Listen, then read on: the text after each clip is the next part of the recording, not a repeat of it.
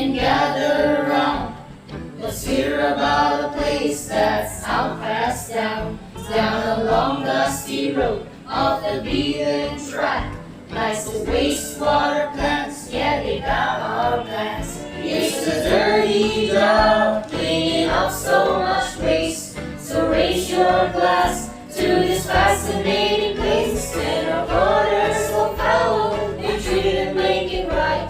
Sending out clean effluent each day and each long night. So give them a holler, it hardly costs $1. Dear wastewater plant, dear wastewater plant, dear wastewater plant, we salute you.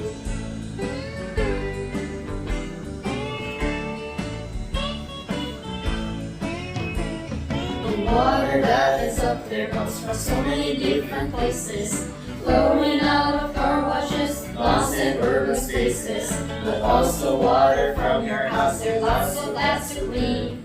From kitchen sinks and washing machines, let's flush down the latrine. It's a dirty job, cleaning up so much waste. So raise your glass to this fascinating place. When our water's so foul, we treat it, make it right. Sending out clean effluent each day and each long night.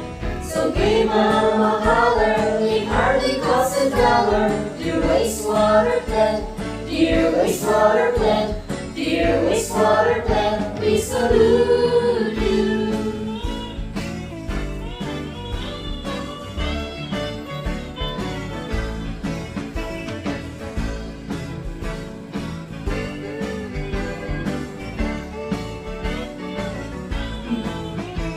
Screening,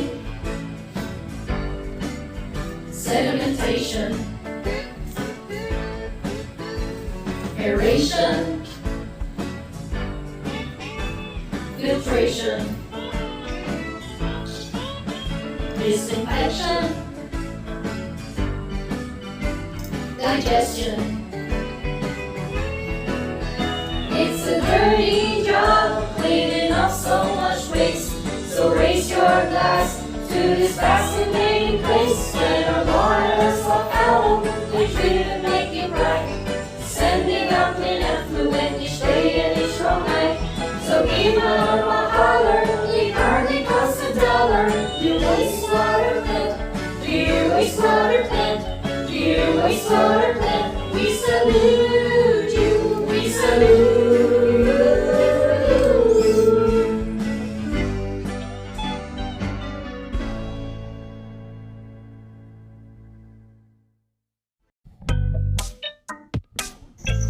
Get informed and get involved.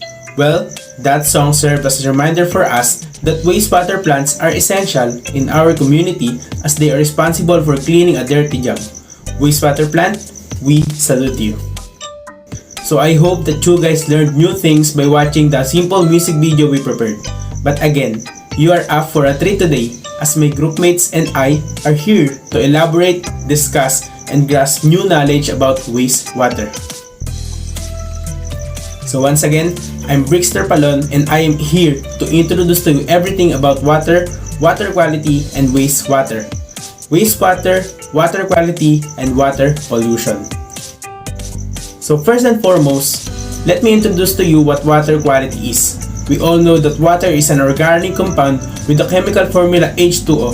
It is a transparent, tasteless, odorless, and nearly colorless chemical substance which is the main constituent of Earth's hydrosphere and the fluids of all non-living organisms.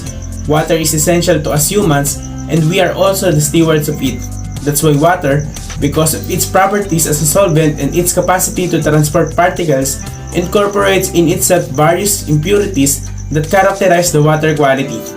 Water quality describes the condition of the water, including chemical, physical, and biological characteristics, usually with respect to its suitability for a particular purpose such as drinking or swimming.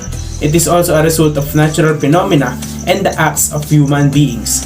Generally, it can be said that water quality is a function of land use in the catchment area. So what is a catchment area? A catchment area is an area from which rainfall flows into river, lake, or reservoir. So this is due to the following factors. The first one is the natural conditions. So even if the catchment region is kept in its natural state, runoff and infiltration from rainfall, it still have an impact on the quality of the surface water. So the effects of this depends on how the water interacts with the soil's pollutants, chemicals, and particles. As a result, even when the catchment area is completely maintained in its natural state, the incorporation of suspended soils such as soil particles or dissolved solid such as ions coming from the breakdown of rocks happens. The preservation and composition of the soil have a significant role in this situation. So the next one is the interference of human beings. Man's intervention can take two different forms concentrated, like the discharge of residential or industrial effluent, or dispersed, like the application of fertilizers or pesticides to the soil. Both contribute to the entry of substances into the water, which lowers the quality of water. So hence, how people utilize and occupy the land has a direct impact on the quality of the water. So concept of the desired water quality. Existing water quality and desired water quality is different from one another as been stated on its name. In existing water quality, the catchment area's land usage has an impact on the quality of the existing water, while in desired water quality, based on the water's intended applications. So it is dependent on the water's intended application. So what is its importance, or bakit ito mahalaga sa civil engineering? As been stated, the study of water quality is essential not only to characterize the consequences of a certain polluting activity, but also to allow the selection of processes and methods that will allow compliance with the desired water uses. So we have finished, discussed, and defined what water is, so let's move on its uses. First, water is used for domestic supply. Domestic water use includes indoor and outdoor uses at residences and includes such uses such as drinking, food preparation, bathing, washing clothes and dishes, flushing toilets, watering lawns and gardens, and maintaining pools. And the next one, water is used for breeding of aquatic species, also called as aquaculture water. It is used associated with raising organisms that live in water, such as finfish and shellfish, for food restoration, conservation, or sport. Water quality is the most important factor affecting fish health and performance in aquaculture production systems. So good water quality refers to what the fish wants and not what we think the fish wants. So this means that we must understand the water quality requirements of the fish under culture very well. Next, water is also used in industrial supply. Industrial water is used for fabricating, processing, washing, diluting, cooling, or transporting a product. Water is also used by smelting facilities, petroleum refineries, and industries producing chemical products, food, and paper products. So another uses of water is the generation of electricity. We all know that, also called as hydropower, where at the plant level, water flows through a pipe also known as penstock and then spins the blades in a turbine, which in turn spins a generator that ultimately produces electricity. Most conventional hydroelectric facilities operate this way, including run-of-the-river systems and pumped storage systems. So water also uses in irrigation.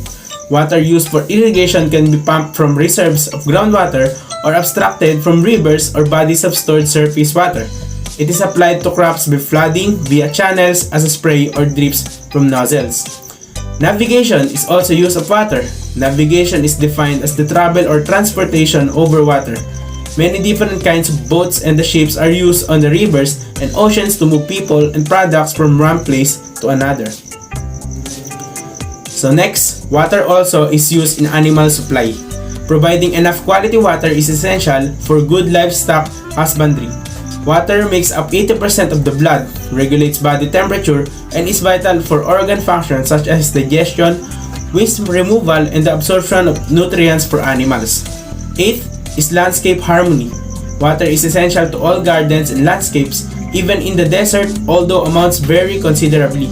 As a design element, water contributes coolness, moisture, sparkle, lightness, depth, serenity, the possibility of aquatic plants and animals, and recreation. Next usage is for the preservation of aquatic life. The anomalous expansion of water helps preserve aquatic life during very cold weather. When temperature falls, the top layer of water in a pond contacts becomes denser and sinks to the bottom. Second to the last is for dilution and transport of waste. Disposal by dilution is the simple method of discharging wastewater into a surface water, such as river, lake, ocean, estuaries, or wetlands. This results in the pollution of the receiving water. Additionally, dilution factor is the ratio of concentration in the effluent to the concentration in the receiving water after mixing it in the receiving water. And lastly, for recreation and leisure, it is the utilization of water for swimming pools, bathhouses, boating, water skiing, golf courses, and other similar facilities in resorts and other places of recreation. So now, let's move on to the water quality requirements. So in cases of water bodies with multiple uses, the water quality must comply with the requirements of the various intended uses. Talking about the routes of water use and disposal. So the first one is the raw water or the water that has not been treated. When the water is first drawn from a river, lake, or water table, it has a certain quality. So next is the treated water. After abstraction, water goes through the changes throughout the treatment to conform to its intended usage. So the best example of it is the public or industrial water supply. Next is the raw wastewater. After being utilized, the water experiences further changes in quality and turns into a liquid waste. Next route is the water that has been treated, or the treated water. Wastewater is treated before being released into the receiving body with the goal of eliminating its primary contaminants. The new change in the liquid's quality is the result of wastewater treatment. Stormwater. Before being released into the receiving body, rainwater is collected at the stormwater system's flows on the ground, picks up a certain contaminants, and is then discharged. Lastly, the receiving body. That as a stormwater and wastewater treatment plant effluent are discharged into a receiving body of water. The water's quality changes due to dilution and self-purification processes. So moving on to the next one, we will learn more and talk about one of the most controversial and prevalent issue in the world, which is the water pollution. So water pollution is the contamination of water sources by substances which makes the water unusable for drinking, cooking, cleaning, swimming, and other activities. Pollutants include chemicals, trash, bacteria, and parasites. All forms of pollution eventually make their way to water. To make it clear, water pollution is the addition of substances or energy from the directly or indirectly alter the nature of the water body in such a manner that negatively affects its legitimate use. As a result of linking pollution with unfavorable changes with use of water bodies, concepts that human attribute, this definition is primarily practical and as a result possibly contentious. Nonetheless, this pragmatic viewpoint is crucial, especially when examining the pollution control techniques. In many industrialized countries, the majority of this issue, particularly biodegradable organic waste and pathogens, have been resolved, and current efforts are focused on removing nutrients and micropollutants while also paying close attention to the pollution brought on by stormwater drainage. The fundamental issue with the pollution in emerging areas still requires attention, as does the spectrum of the contaminants. Priorities must be defined, and as our financial resources are few in these areas, it is likely that severe organic matter pollution and pathogen contamination should receive more focus. Clearly, each location has unique characteristics, and when establishing priorities, they must be taken into account. So there are two ways in which the pollutant could reach the receiving body. Number one, the point source pollution. In the case of point source contamination, the contaminants enter the water body at a few concentrated locations due to the fact that household and industrial wastewater is discharged through outfalls. This practice typically results in point source contamination. And lastly, through the diffuse pollution. When a water body is polluted diffusely, The contaminants are scattered along the length of the water body. In rural regions without pipes or cities, this is the normal scenario for stormwater drainage or stormwater collection system with multiple discharges into the water body. Again, let's get informed and get involved. I'm Brister Palon and thank you for listening in my report. Wastewater sources, classification, and composition. Wastewater is any water that has been used and discharged from various sources, such as household, industries, and commercial establishment. The sources of wastewater can be classified in two main categories: the point sources and non-point sources.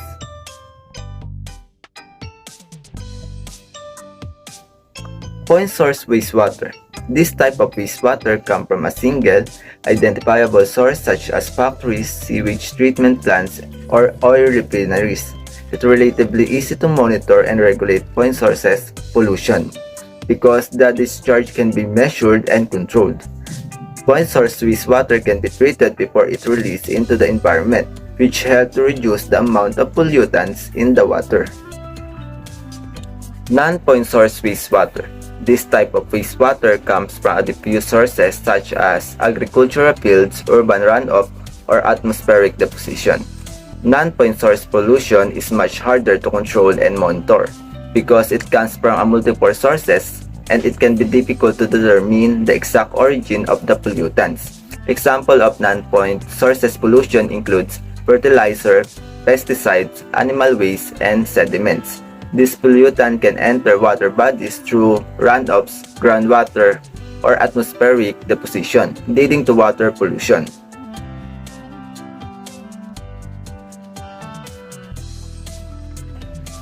Wastewater can also be classified based on its origin, such as domestic wastewater and industrial wastewater.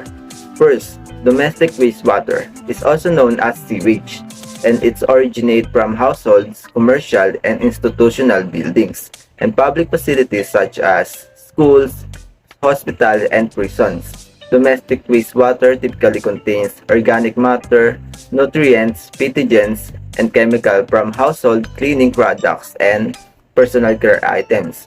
It may also contain suspended solids such as food waste, toilet paper, and other debris. While industrial wastewater is generated from manufacturing and commercial activities, it may contain a wide variety of pollutants depending on the type of industry involved. For example, industrial wastewater from chemical plants may contain heavy metals, solvents, and other toxic chemicals, while wastewater from food processing plants may contain organic matter and nutrients. Wastewater can also be classified according to its composition. This can include black water, gray water, and storm water. Black water. This type of wastewater is also known as sanitary wastewater. It is a term to use to describe the wastewater that originates from toilets, urinals, and medical facilities, where bodily fluids are produced. Black water contains high level of organic matters and pathogens, including human waste, urine, and blood. It is typically more concentrated and requires more treatment than gray. The example of black water is toilet and urinals are the most common sources of black water in households and commercial buildings. It contains human waste, bacteria, viruses, and other pollutants. Medical facilities such as hospitals and clinics also generate significant amount of black waters. This wastewater can contain hazardous substances such as pharmaceuticals and infectious agents, which require special treatments to prevent contamination of the environment and public health risks. Next is gray water. On the other hand, this type of wastewater comes from sinks, showers, and laundry machines. It contains lower levels of organic matters and pathogens than sanitary wastewater and easier to treat. Gray water can be used for non-potable purposes such as irrigation or toilet flushing with appropriate treatment. Different example of gray water. Sink. The wastewater from sinks, including kitchen sinks and bathroom sinks, can contain food waste, cleaning products, and other pollutants. Shower and bath. The wastewater from shower and bath, also known as gray water, contains soap, shampoo, and other cleaning products. It may also contain dirt and other debris. Washing machine. The wastewater from washing machines contain detergents, fabric softeners, and other cleaning products. Dishwashers. The wastewater from dishwasher can contain food waste, detergent, and other pollutants. Stormwater.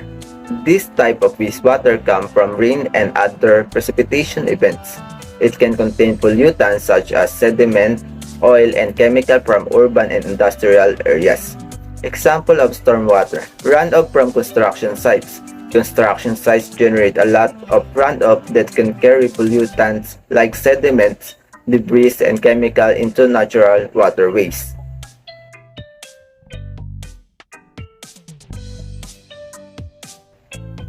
The composition of wastewater can vary widely depending on the source and the type of pollutants present. Some common pollutants found in wastewater includes organic matters. This includes things like food waste, human waste, and other biological materials. Organic matter can cause oxygen depletion in water bodies. It can lead to the growth of harmful microorganisms. Next is nutrients. Wastewater may contain high levels of nutrients like nitrogen and phosphorus, which can contribute to the growth of algae and other aquatic plants. This can cause eutrophication, which can harm aquatic ecosystem. Next is pathogens. Wastewater can contain harmful bacteria, viruses, and other pathogens that can cause disease in humans and animals. Last is chemicals. Wastewater can contain a wide variety of chemicals, including heavy metals, pesticides, and industrial chemicals. This can be harmful to human health and environment. Overall, wastewater is a complex and potentially hazardous substances that requires careful management to prevent negative impact on the human health and to the environment. Good day! I am John Ellis Gaspar and i-discuss ko naman sa inyo yung causes and effects of wastewater. Meron tayong two major causes of wastewater. Those are the water usage and the pollutants. These two are inseparable. First, pag-usapan natin yung water usage. Sa araw-araw nating pamumuhay, hindi naman natin may iwasan na gumamit ng clean and safe water. And even sa simplest form ng paggamit natin ng tubig, nakakapag-produce tayo ng wastewater. For example, kapag naguhugas tayo ng mga kamay, meron nangyayaring contamination sa tubig. May it be from the substance na contained sa mga sabon na ginagamit natin or from pathogens like bacteria na namamalagi sa mga kamay natin. Meron naman tayong dalawang uri ng water usage, and these are the internal use and external use. The internal use, from the word itself, internal, ito yung water usage natin sa loob ng household or kung anumang establishment. For example, pag naliligo tayo or naguhugas ng pinggan, 60% ng kabuuan ng wastewater is from this type of usage. Yung isa naman ay external use. Sa external use naman, the clean and safe water is used outside the household. For example, pag nagdidilig tayo ng mga halaman, this produces naman yung remaining 40% ng kabuuang wastewater production. So next, talakayin naman natin yung isa pang major cause ng production of wastewater. Ito yung pollutants. Yung pollutants naman is any substance or material, either physical or chemical, or visible or invisible, na nakaka-contaminate sa clean and safe water as we use it. And nagpo-produce ito ng wastewater. Ma-classify naman natin yung pollutants into either physical and chemical pollutants or biological pollutants. Yung physical and chemical pollutants, ito yung mga substances from soaps na ginagamit natin or yung toxic materials like pesticides, yung urine and stool natin since nag-undergo naman ito ng chemical processes sa katawan natin. and even plastics na isa sa pinaka-problema natin sa environment. And humahalo siya sa clean and safe water as we use it. Yung biological pollutants naman ay yung mga living contaminants like pathogens, molds, insects, fishes, and even saliva na humahalo rin sa tubig as we use it, like kapag naghuhugas tayo ng kamay or nagtoothbrush. So ngayon naman, let's dig deeper sa causes ng wastewater. I-categorize naman natin yung causes ng wastewater based on its types. The first type is black water. Black water is caused by substances and materials na humahalo sa tubig the moment na pumasok ito sa sink and bathroom drains. Example nito ay yung mga pathogens na nasa katawan natin na nawawash away as we clean ourselves. Or yung mga mumo ng pagkain and grease kapag naghuhugas tayo ng mga pinggan, or yung tissues or wipes na ginagamit natin, as well as our urine and stool. These substances are very dangerous pag naghalo-halo and maaaring mag-cause ng health issues sa isang tao or sa mga tao. Next naman is yung yellow water. The yellow water naman is caused by high amount of pure urine. Simply tinawag siyang yellow water dahil sa kulay ng urine.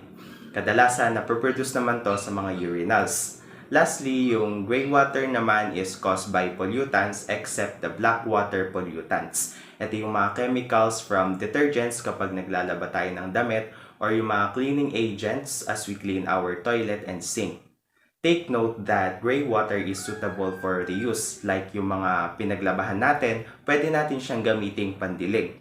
For additional information naman, according sa publication ng New Mexico State University, mako-consider din daw natin na gray water yung wastewater na nanggagaling sa sinks because even with the presence of grease and food particles, most of the time, suitable pa rin siya for reuse. So, since kinonsider natin yung causes ng wastewater based on its types, i-consider na rin natin yung causes of wastewater with regards to its sources. First, we have domestic sources. Sa domestic sources, mas evident yung presence ng biological pollutants since dito nangyayari yung karamihan sa mga sanitary practices natin. And of course, present din yung ilang chemical and physical pollutants. These are some of the domestic pollutants according to the Environmental Protection Agency. So, sa non-domestic sources naman, the cause of wastewater is more inclined on the physical and chemical pollutants since mostly ito yung present sa mga industries. Non-domestic sources are in three categories. The first one is industrial. Sa industrial sources, the wastewater is caused by influx of chemicals na ginagamit sa operations. Here is the list of industrial pollutants according to the Environmental Protection Agency. Yung pangalawa naman ay natural sources. Sa natural sources naman, yung wastewater is caused by the contamination of floodwater or rainwater to the clean and safe water. It is more inclined in the pollutants brought by nature as its major cause as opposed sa water usage. Yung pangatlo naman ay agricultural sources. Agricultural sources is caused by substances na ginagamit ng mga farmers natin to grow crops like yung mga pesticides and yung mga pataba. So now that we are done tackling the causes of wastewater, ibabahagi ko naman ngayon sa inyo yung effects ng wastewater sa environment and sa mga tao. But first, here are two factors that impact the adversity of the effects of wastewater. So the first one is yung volume of the wastewater and pangalawa is the amount of pollutants infused or contained in the wastewater. Yung first effect ng wastewater natin is reduction of clean drinking water. Tulad nga ng sinabi ko kanina, kaakibat na ng water usage ang production ng wastewater. And habang patuloy tayong gumagamit ng tubig, mas nadadagdagan yung volume ng wastewater at nababawasan yung supply ng clean water, lalo na kapag the wastewater is not properly treated. Also, kapag ka nga hindi properly collected yung wastewater, maaari nitong makontaminate yung larger bodies of water natin na magiging dahilan sa possible scarcity ng clean water na vital para mabuhay tayo. So the second effect is marine habitat loss and destruction. Yun nga, isa sa epekto ng contamination ng water bodies is yung danger ng marine life or the life underwater. Wastewater contains substances that are toxic to marine life. Familiar naman siguro tayo sa mga balita na tumatagas yung oil sa mga barko and nagkakaroon ng fish kill. This goes the same sa contamination ng wastewater na galing sa household and industries. May mga ilang cases din na nakakakain ng plastic yung mga isda kaya sila namamatay. Additionally, kapag na-contaminate ng agricultural wastewater yung malalapit na water bodies, nagkakaroon ng cultural eutrophication. So, ano ba yung cultural eutrophication? It is a process kung saan yung nutrients from fertilizers from the agricultural runoff ay nai-infuse sa bodies of water excessively, boosting the emergence and aging of algae na nagkakos ng ecological imbalance at reduction of oxygen level sa water habitats, posing a great danger to the marine life. So yung pangatlo naman is the emergence of diseases. Hindi lang naman na animals yung maapektuhan ng wastewater, kundi tayo rin humans. Siyempre, pag accidentally na-contaminate ng wastewater yung drinking water natin, maaari itong maging cause ng iba't ibang sakit. According nga sa World Health Organization, more than 3.4 million people die each year from a waterborne disease or from waterborne diseases. Isa pa, pag naghalo-halo yung iba't ibang pollutants with water, nagre-release ito ng gas na delikado rin kapag na-inhale natin. The last one is the soil degradation. Nangyayari naman to kapag hindi tama yung wastewater disposal. For example, may factory na malapit sa isang crop field and yung wastewater nila nandun lang bumabagsak sa malapit sa taniman. Ang tendency dito ay masisipsip ng lupa yung kung anumang toxic substances na nasa wastewater and maapektuhan nito yung yield quality ng lupa na yon. And usually, ang nangyayari dito, nagkakaroon ng fewer emergence of crops at a slower rate. So, given these effects, here are some solutions to wastewater pollution. Number 1, conservation of water. Siyempre, the less water we use, the less wastewater we produce. With that, makokontrol natin yung volume ng wastewater sa mundo. Number 2, the usage of eco-friendly products. With this, mababawasan natin yung chemicals na may infuse sa water, making it less dangerous to the environment and to the people. And lastly, to improve wastewater collection and treatment methods and expand the operations of wastewater plants. With that, may iwasan natin yung contamination ng wastewater sa mga larger bodies of water, protecting the marine habitat as well as efficiently converting wastewater into clean and safe water. So this concludes my part on this report, and down to the next reporter. I am Royte Abiles, and in this part, I will be presenting the wastewater collection process.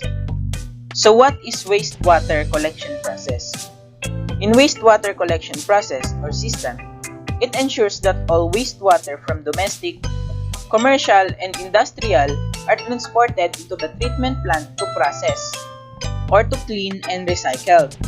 It is the proper way to collect all the wastewater including storm and sanitary wastewater. Ang wastewater collection system ay ang mga nagko-collect sa mga wastewater from your homes and other places na magdadala sa treatment facilities for processing.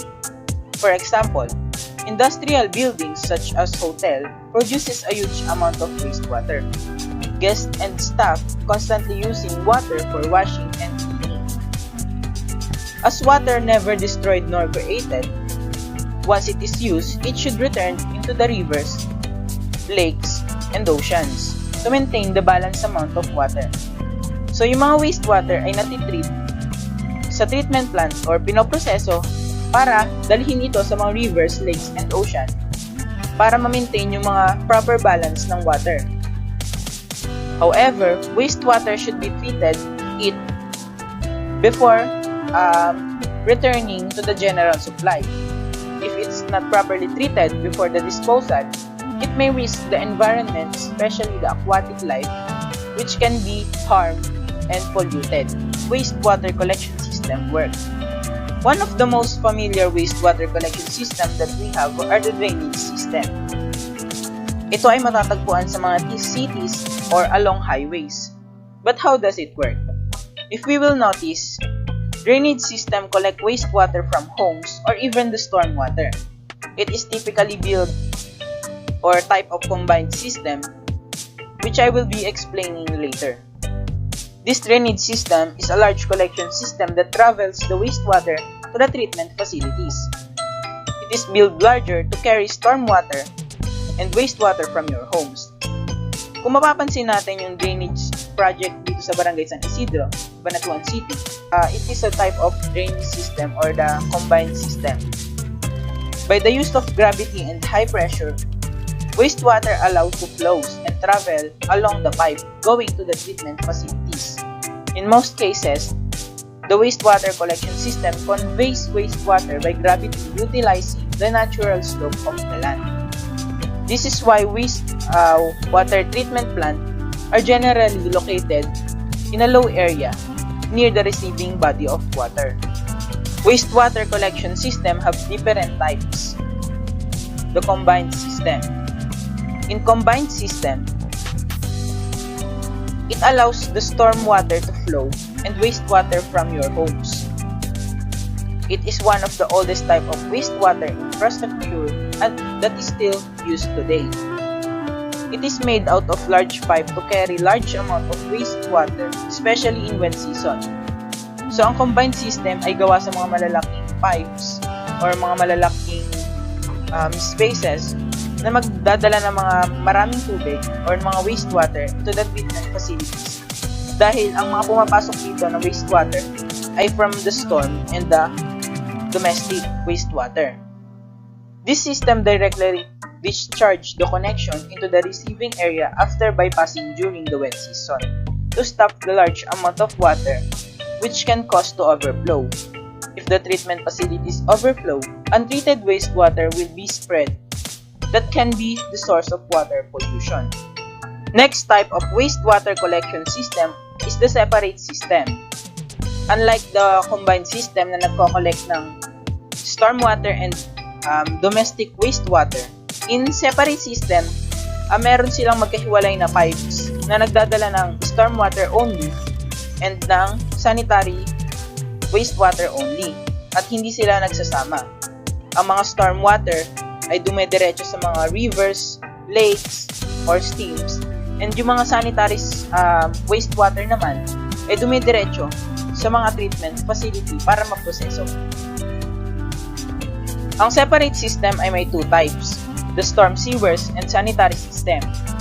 In storm sewer, kinokolekta niya yung mga storm water and dinadala sa mga lakes or streams and rivers. Some drainage system we will encounter in cities along the highways are type of storm sewer because it is built to flow rainwater that causes flood in a specific area wherein the water is stuck or not flowing. The next is the sanitary system. In sanitary system, it collects water from domestic houses and travels to the treatment facilities for cleaning and processing. It has different connectors, the lateral, submains, and interceptor. Laterals are the smallest with 200 mm diameter that carries wastewater traveling to the submains, going to the main interceptors that is made out of concrete pipes with 5 mm in diameter. Another type of wastewater collection system is the alternative system. Combined system and separate system allow wastewater to flow based on its location. Sometimes, it will not work in a high or low area where the flow rates are low. That is why alternative system are built. Ang alternative system ay tumutulong sa mga lugar na pabundok para yung wastewater from a low point is maiangat niya into the higher point going to the treatment facilities. Alternative system have types. We have the small diameter gravity system, pressure system, and vacuum system. Small diameter gravity system or sewers. Dito, nagkakaroon na ng lift station na makakatulong para maiangat yung mga wastewater from a low point into the higher point. Kadalasan, ginagamit ang small diameter gravity sewer sa mga mabubundok na lugar dahil meron ditong lift station na tumutulong para iangat yung mga wastewater at mag-flow ng dire-diretso papunta sa mga wastewater facilities. Another type of alternative system is the pressure system or sewers. In pressure sewer, trenches below the surface of the earth put at a constant depth and uses pump to pressure the system that allows to freely flow the wastewater going to the treatment plant. Ang pressure system or sewers ay kadalasang ginagamit sa mga land na diretsong land. Dito, pantay-pantay na hinuhukay yung mga lupa para ang pagka-pinump or nagdala ng pressure is yung flow ng wastewater ay dire-diretso going to the treatment plant. Another type of alternative system is the vacuum sewers. In this system, we need the vacuum station which requires to provide a motive force that drawing the wastewater in one direction and continue to flow to the treatment facilities. From the vacuum interface unit, the wastewater pump into the vacuum station and the vacuum station do their job to pump the wastewater into the treatment facilities. Pumps is not type of a system, but ang pumps ay isang important factor na nakakatulong sa mga system para mapanatili yung flow ng mga wastewater na magdadala sa treatment facilities. Pump station is used in an area which has different elevation. By pumping, wastewater allowed to raise from a low point into the higher point of elevation. If you will remember, the small diameter gravity system uses pump to lift up the wastewater from low point to the higher point of elevation. The pumps or lift station have two basic types, the wet well and the dry well. In wet well installation, it composed only one chamber that holds and receives the sewer system or the sewage until it will pump out. For the dry well installation naman, it composed of two separate chamber. Yung isa doon is for the receiving of wastewater and yung other is parang pang-enclose and protect sa pumps. Isa din to sa mga factor na nakakaapekto sa isang treatment plant dahil ang flow rates is the measurement of potential wastewater flow. Dito, sinasusukat yung bilis ng daloy ng tubig or ng mga wastewater papunta sa treatment plant as a result of inflow and infiltration. Kapag sinabing inflows, it is the high amount of stormwater that can be run and reach the sewer system. It enters the system from other connections that are not involved or inappropriate connections. This will affect the treatment plant as well as the water will become higher and higher. On the other hand, unlike in inflows that water comes from inappropriate connections within the system, in infiltration, water comes underground and enter the system via broken or defective pipes. As a result, treatment plant will experiencing a higher flow rates and may be overload. And that's all. Down to the next reporter. So, our previous reporters told you about the background of wastewater. We already know what they are, where they come from. We got to know wastewater better than probably ourselves. Who are you? Well, it's me. I'm the problem, it's me. Just kidding. Or not. Well, I'm Camille Pajariliaga, and I'm going to give you guys the dirty, like literally, dirty truth about wastewater treatment in the Philippines.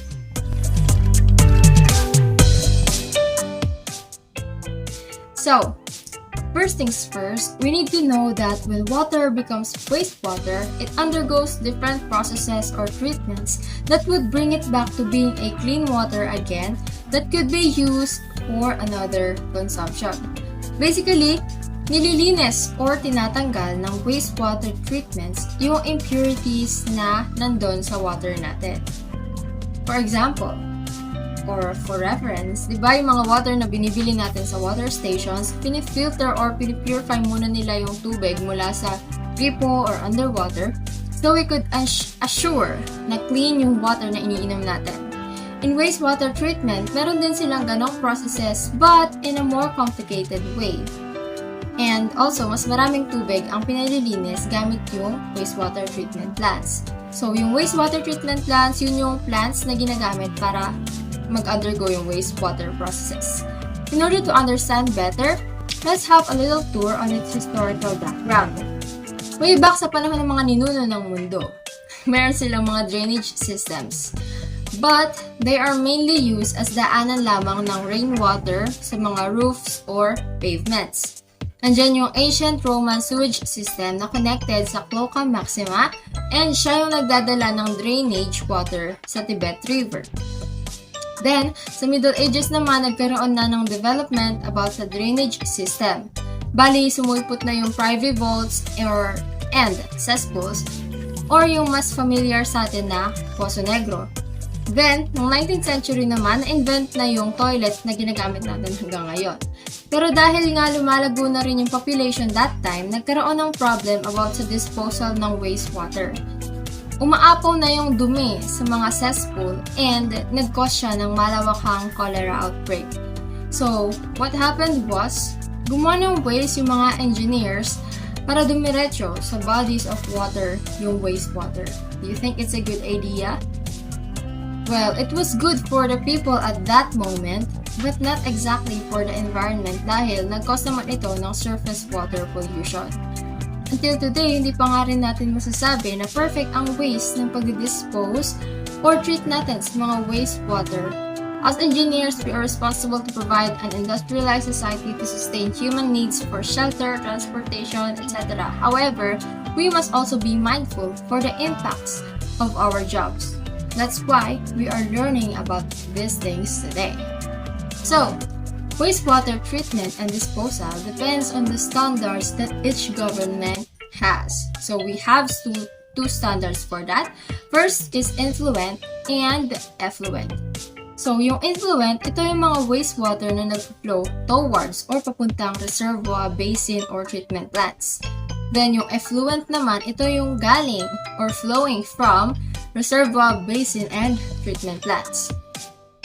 Then, we have three different processes para ma-treat yung wastewater natin. First is physical, then biological, and then third is the chemical. So first, the physical processes, it includes filtration and screening. Bali dito, gumagamit lang sila ng physical instruments para masala yung mga dirt, yung mga dumi, or yung mga impurities na nandun sa wastewater natin. Dahil physical lang siya, hindi niya pa kayang tanggalin completely yung mga bacteria or viruses na nandun gamit lang yung pagsasala. And then next, we have the biological. So, sa biological, gumagamit naman ng mga living organisms like bacteria and nematodes para ma-break down yung mga organic waste na nandun sa wastewater natin. And then third, we have the chemical. So, sa chemical, from the word itself, chemical. So, ginagamitan siya ng mga chemicals like chlorine, for example, sa pool. So, dahil nga, yung mga chemicals na yun ay nakakapatay talaga ng mga bacteria and, the things na hindi kayang gawin ng physical and biological, siya yung pinaka-popular sa lahat ng processes. So, parang siya yung pinaka-ginagamit, pero siya din yung pinaka-toxic sa environment dahil nga meron siya mga chemicals na maaring maka-harm pagka napunta dun sa environment natin. So, now that we have the basic knowledge about wastewater treatment, pag-usapan naman natin kung anong kalagayan nito dito sa bansa natin, sa Philippines, and the processes na ginagawa para linisin yung tubig natin dito. So, in our country, we know that we have numerous sources of water. Hindi lang water from sea or ocean, but water that is good to consume. We have 421 rivers, 59 natural lakes, and around 100,000 freshwater swamps. However, nagkakaroon pa rin ng water shortages sa mga urban areas, and yung wastewater ay nagkakos ng constant pollution. In fact, only 10% lang ng wastewater ang natitreat sa Philippines. Anong nangyayari sa 90% na natitira? Hindi siya na-handle lang mabuti. So, it's expected na mas nagkakos pa sila ng pollution and ng waterborne diseases. You see, this is a very dirty truth about our country, so we need to be aware and be involved in order to at least do actions on our own. Some of the bigger actions bigger people do are what we are talking about today, the wastewater treatment. But before that, water is also treated first before makarating sa mga bahay-bahay natin. So these processes include first, coagulation or flocculation. Gumagamit ito ng chlorine and coagulants para ma-dissolve yung dirt. Next naman is the sedimentation. Dito naman yung water ay dumadaan sa mga settling basins where they will undergo the process of sedimentation. In this process, lumulubog yung dirt, so yung naiiwang clear water sa ibabaw, yun yung nakakarating sa atin. Then, we have the filtration, which is yung pagsasala ng tubig para ma-remove yung microscopic impurities. Then last one is the disinfection or chlorination. This one could only be used after masala or malinis na yung ibang impurities. Bali, after that process, ginagamitan pa siya ng chlorine para mapatay yung mga bacteria or viruses na hindi na-remove ng prior processes. So, since we have different sources of water in the Philippines, meron ding iba't ibang ways kung paano sila tinitreat. So first, the surface water gets treated by ultrafiltration systems. Sa ocean and sea naman, ginagamitan ito ng seawater reverse osmosis systems or desalination systems. Then sa ground and brackish water, meron tayong reverse osmosis systems, chemical dosing, and UV water sterilizers. Water softener systems and media water filters naman yung ginagamit para sa government water supply. So, the following are the wastewater treatment processes in the Philippines na nagpaproduce ng water na maaari ulit nating gamitin. So, first, we have the screening, which is very similar to filtration dahil sinasala niya rin yung impurities sa wastewater.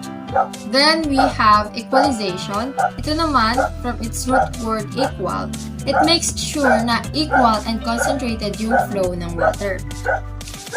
So, next is the primary sedimentation. Dito naman, large sediments pa lang yung nagsisink and humihiwalay sa water. Gaya ng sabi natin kanina sa process ng sedimentation, lumulubog yung dirt. So, first, yung primary dirt pa lang. Then we have aeration, which large amount of air through water ay pumapasok and pinapalabas outside. Dahil sa air na yun, yung dissolved gases or volatile compounds ay humihiwalay na sa water. Is the secondary sedimentation after the primary, where flocks or yung masses of bacteria na nagkukumpol-kumpol sinks. So yung mga natira sa primary sedimentation, sila naman yung humihiwalay na sa secondary para malinis mabuti yung tubig. Then we have the disinfection, which uses sodium hypochlorite or any disinfectants para mapatay yung germs and viruses na naiiwan sa water. Next, we have the sludge removal control. So, sludge, basically ito yung feces ng tao na pwedeng fresh or matagal nang nabulok. Sa process na ito, pinapatayo and sinusunog yung sludge para maalis siya sa water. Next naman is the digester tank heating control. Dito nangyayari yung pag-incinerate sa sludge or yung pagsusunog dun sa sinabi natin kanina. Then, sa chemical injection control naman, ini-enhance or kinokontrol niya yung flow ng water by injecting chlorine. Lastly, we have the watering, or ito yung nagpapatayo sa sludge by decreasing its water content by 90% using polymers, or yun yung slippery materials. So, these processes can be combined to ensure the cleanliness of the treated water na ibinabalik sa atin. As we can see, those wastewater treatment plants and processes really help us to conserve water. So, as humans who cannot live without water, We should also be mindful of the way we use and consume it. Not because it's recyclable or renewable, water should not be taken advantage of. Once again, I'm Camille Pajariliaga, and thank you for listening for my report. Good day, everyone. I'm Aubrey Nicole Engongkal. Now, let's talk about the Philippine Clean Water Act of 2004, or also called as Republic Act 9275 on wastewater. So first, let us know what is the Republic Act of 9275.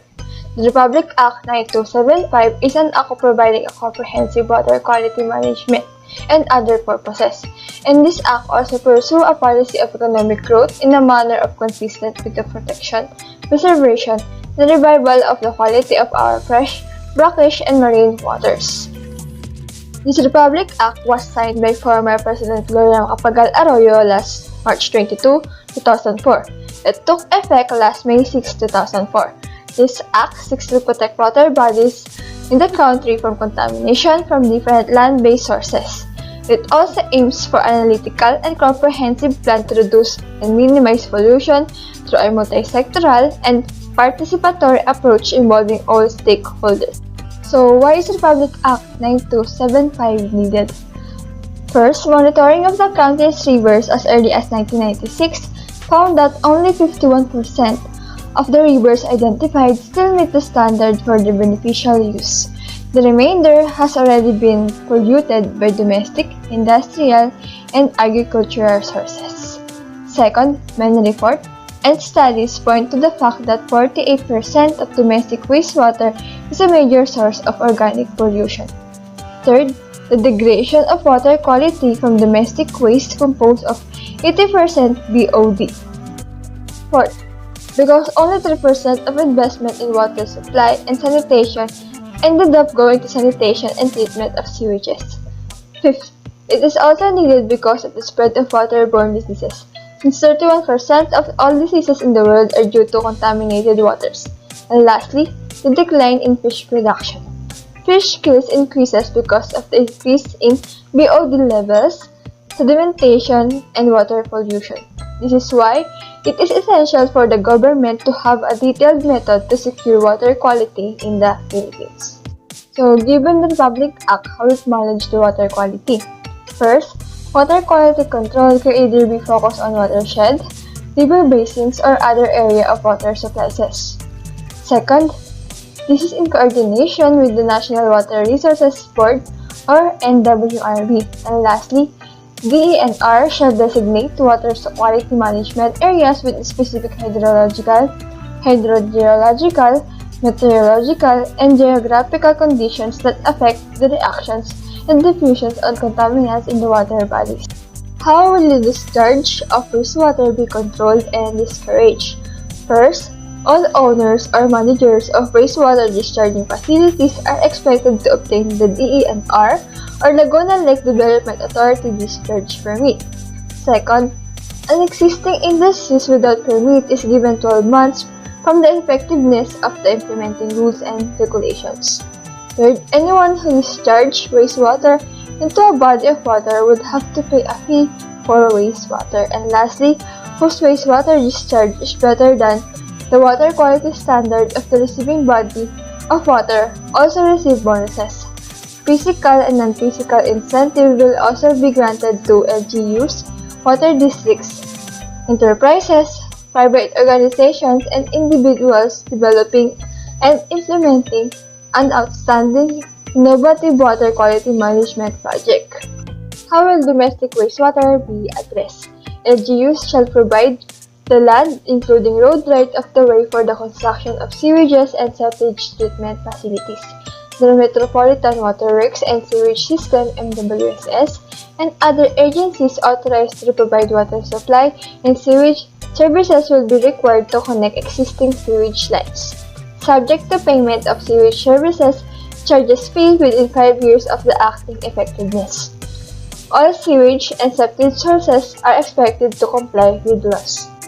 What are the different government departments that will help implementing this Republic Act?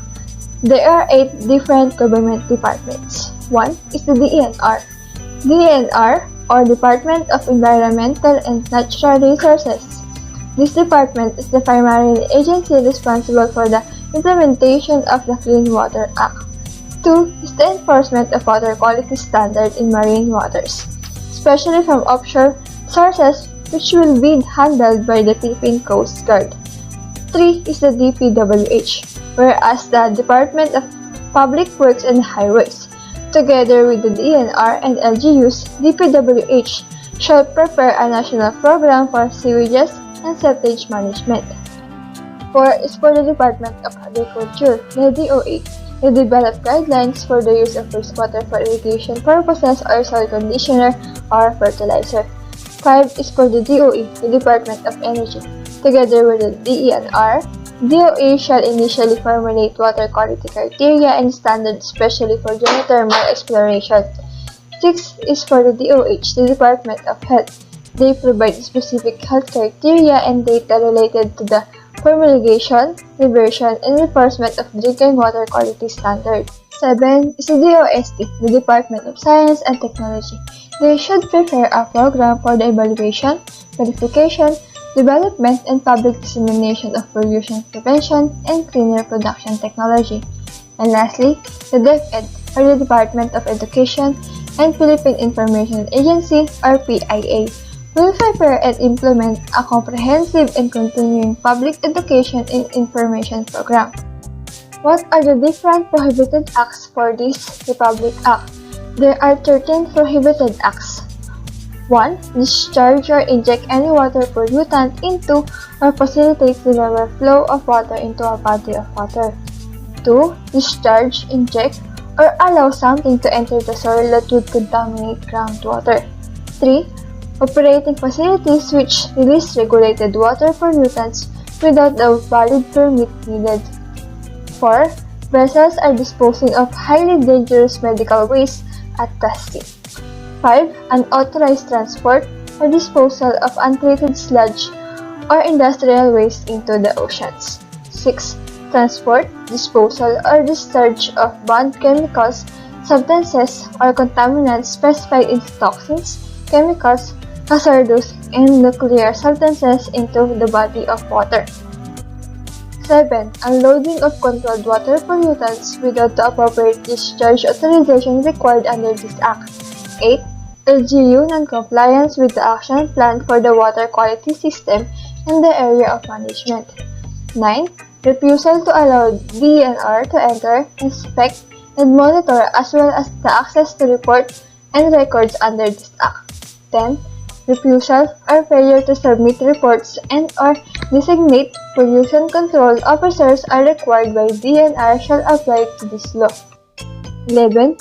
Usage of booster pumps directly in distribution system or exploitation of water supply to modify or degrade the water quality.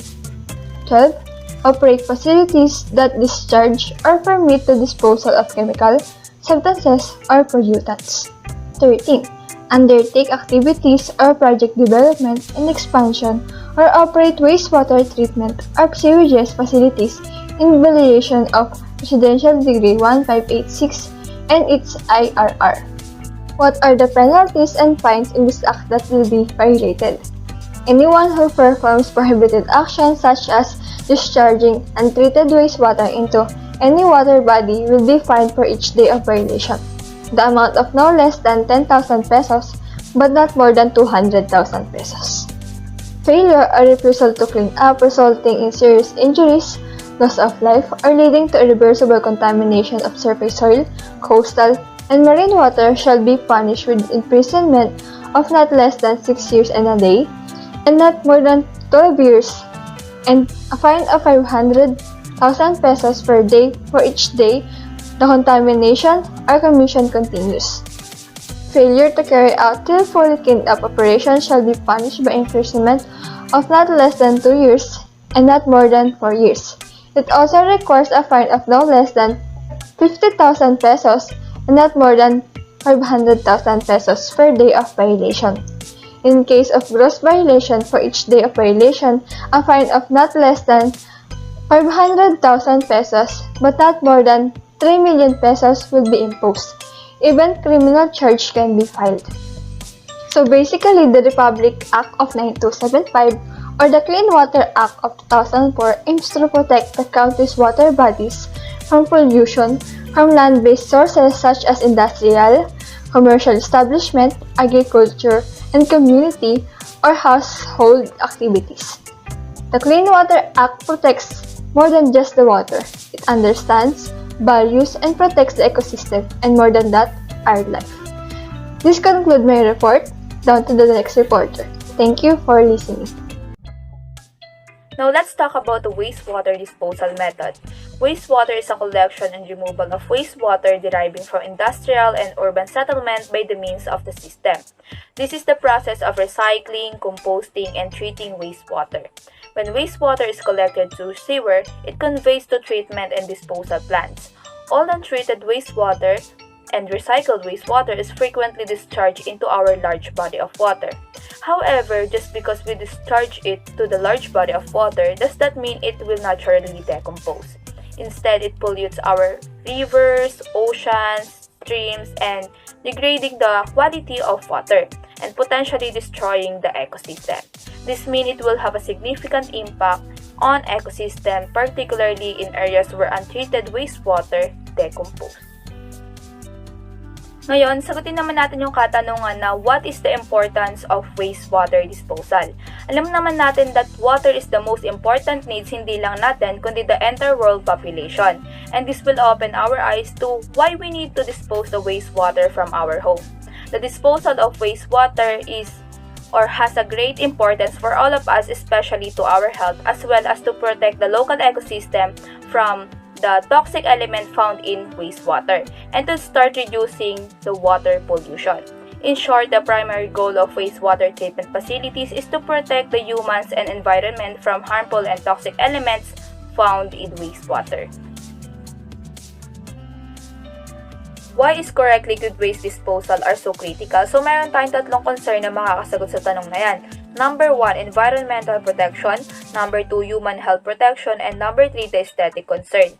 And environmental protection, improper liquid waste disposal can have serious consequences for the environment.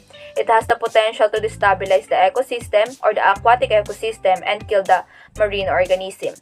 It can also seep into the soil, killing plants, destroying natural habitats, and reducing biodiversity. Number 2, human health protection. Improper liquid waste disposal can also cause a serious illness. We must properly dispose our wastewater because it can have many effects, particularly in human health through the water we drink.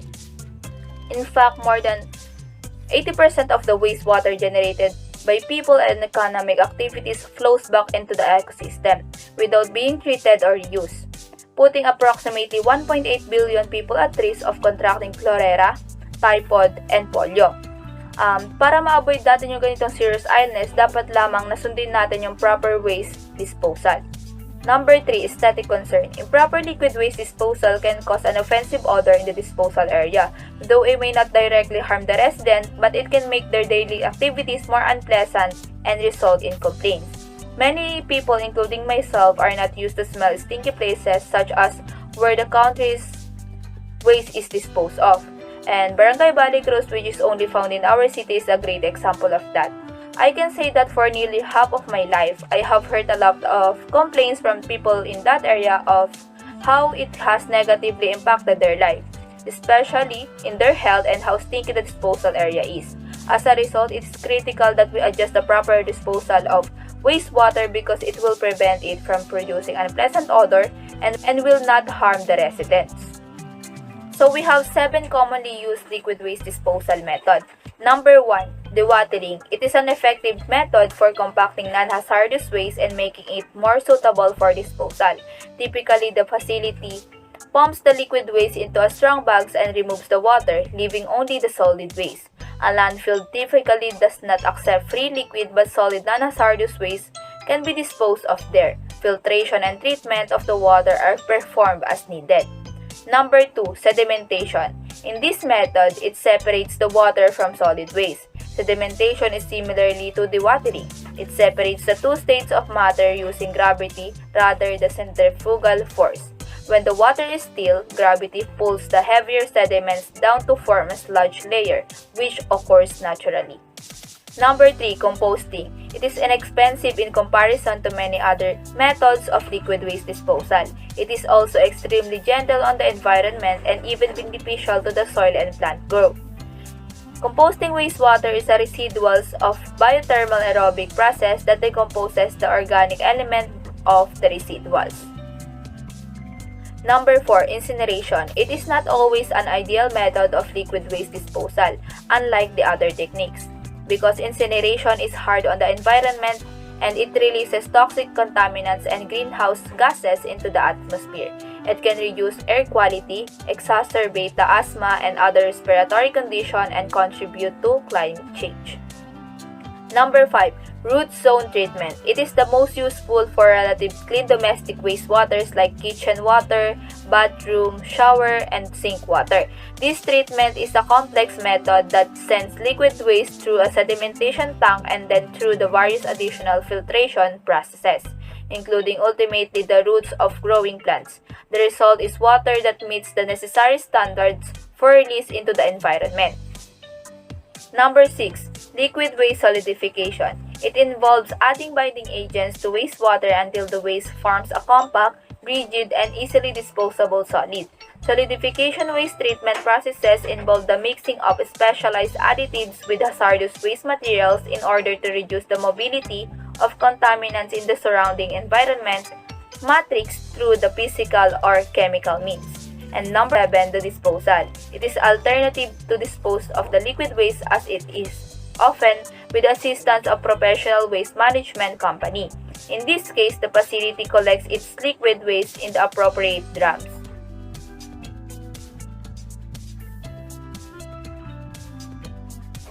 Now let's talk about the wastewater disposal method. There are two methods by which final disposing of wastewater effluent. Yung una ay dinidispose sa large bodies of water and yung pangalawa ay dinidispose naman sa land. Now let's talk about the disposal by dilution.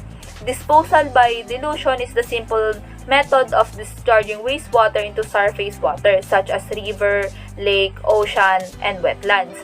This results in the pollution of receiving water. The discharge of sewage in due course of time is purified by self-purification process or the natural waters.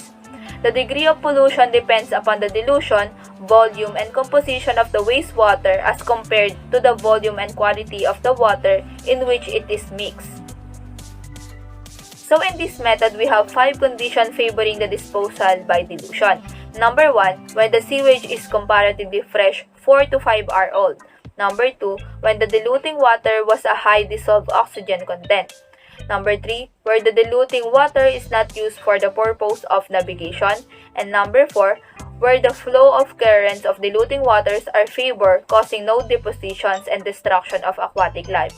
And number 5, when the outfall sewer of the city or the treatment plant is situated near some natural waters having a large volume.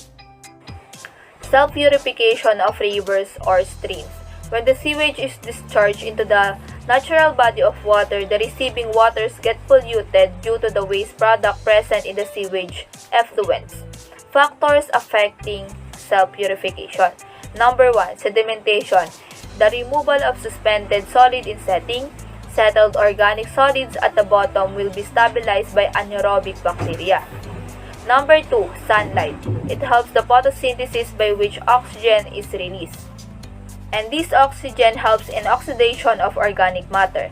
Number 3, current. It disperses the wastewater and it has a high velocity of current reduces time of recovery. Number 4, temperature. High temperature incorporated solubility of oxygen in water. High temperature causes a less self-purification. Number 5, oxidation. The oxidation of organic matter starts due to the DO in the river water. The deficiency of oxygen created will be filled up by the atmospheric oxygen. And last, the reduction. It occurs due to the hydrolysis of organic matter settled at the bottom. Anaerobic bacteria help in splitting of a complex organic matters. So, nasa last method na tayo, which is the disposal by land treatment. Here, the raw domestic wastewater is applied on the land. A part of sewage evaporates and the remaining portion percolates through the ground and it is caused by the underground drains for disposal into natural waters. The most common forms of land application are irrigation and rapid infiltration. Sewage farming. In irrigation methods, sewage is used for irrigation the crop. This method, in addition to disposing the sewage, may help in increasing crop yields and as the sewage generally contains a lot of nutrients. However, the sewage effluent must be made safe before using for irrigation.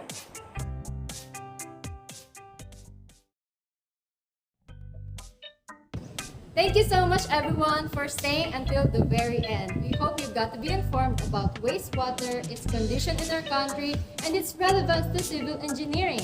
Once again, I'm Camille. I'm Gilbert. Hi, I'm Lorraine. I'm Riot. I'm Ellis. I'm Aubrey. And I'm Brickster. Bye! Bye!